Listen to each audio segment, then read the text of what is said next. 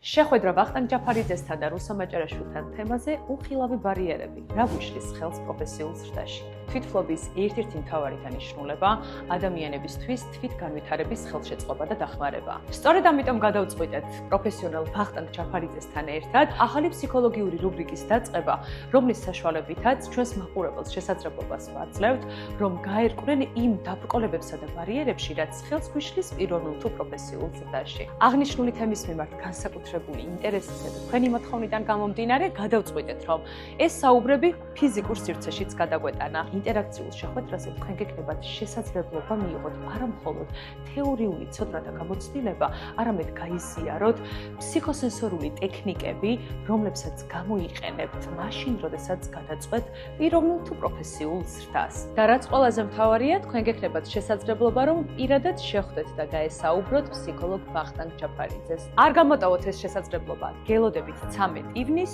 კომბინატის სივრცეში.